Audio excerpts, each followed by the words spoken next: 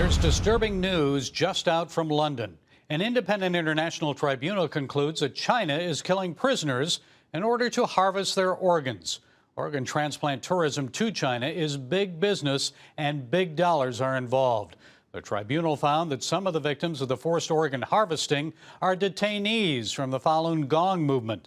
Former Falun Gong and Uyghur Muslim inmates report they were subjected to ongoing medical checkups and blood testing. China says it stopped harvesting the organs of executed prisoners about 5 years ago, but the China tribunal suggests it is still happening. Here to fill us in with more is Mr. Gary Bauner. Gary is a member of the U.S. Commission on International Religious Freedom. Gary, thanks for joining us. It's good to see you again. Well, it's my pleasure to be with you, but it's sad that we, in this day and age, we're talking about something so horrible and so evil as this. Yes, so fill us in on more of the tribunal's findings and share your thoughts, please.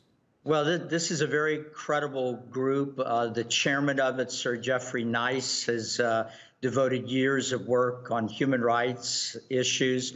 The other members of the tribunal were people that were steeped in Chinese history, Chinese culture. They interviewed dozens and dozens of witnesses. So it's a very credible report. And what it shows, as you summarize, is that China, in spite of previous denials, has literally been killing prisoners of conscience in many cases, Chinese who are in jail because of the way they're seeking God or they worship God, and the Chinese government is threatened by that. And they're killing these prisoners and harvesting their internal organs for profit. No doubt the money goes to the Chinese Communist Party or perhaps to the People's Liberation Army. This is just one more example of what is the egregious violations of human rights and religious liberty in China that the United States Commission on International Religious Freedom has been reporting on and indicting China about all the way back to 2007. And again, this year, we emphasized these Chinese abuses in our own report. Gary, the tribunal mentioned the Falun Gong. Did it find evidence of other minority groups, say Christians or Tibetans or other groups, Uyghur Muslims? You know, the evidence seems to point mostly to the Falun Gong, but look, China is an equal opportunity human rights abuser. So they use different tactics, different things outside the bounds of civilization, depending on what religious group or other type of group that we're talking about. So as we know, I think it's becoming more and more well known, Chinese Uyghurs, Chinese Muslims are being held in many cases in detention camps. Christian churches are being shut down. Facial recognition technology has been put into some churches so that the government can keep track of who it is that attends these churches. And now we're getting this report about what appears to be a singling out mostly of the Falun Gong. All of these practices are beyond the pale. They deserve international condemnation. And it ought to raise serious questions, in my view, my personal view, of any business that is doing business, making a profit in China, whether they're European businesses, businesses here in the United States. They ought to seriously ask themselves if they want to be doing business in a country that is engaged in this type of unbelievable violations of basic human rights and human dignity. And of course, as it always does, the Chinese government maintains it's abiding by international standards. This is just political propaganda being used against them. But I understand this tribunal looked into this for over a year. It says there's plenty of evidence.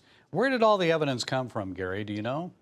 Well, they talk to people that have made it out of China or people that have relatives in China that have been able to share information with them. In the internet age, in spite of the worst efforts of the Chinese government to stop information from circulating, some still gets out. So all of those things, I think, led to these conclusions. We know from the past that there were projections. We're not talking here about a couple of dozen incidents a year. Previous studies showed that there may have been as many as 60 to 90,000 of these killings taking place each year. in which organs were harvested. So this is a level of violations of human dignity and religious liberty that I think it's very hard for Americans to even comprehend. And this is ongoing because it's big business, isn't it? So what do we do to stop it? Well, the United States Commission on International Religious Freedom will be urging Congress and the administration, the Trump administration, to act on these issues, to raise them in any kind of bilateral negotiations with Communist China. And we want to keep emphasizing that it is still Communist China.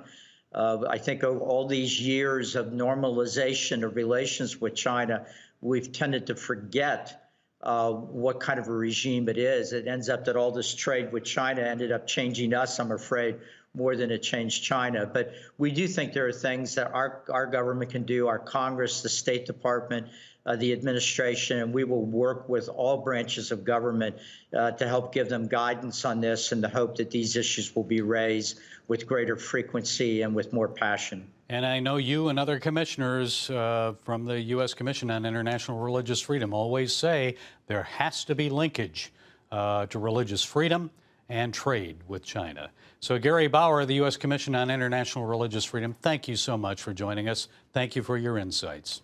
Great to be with you this morning.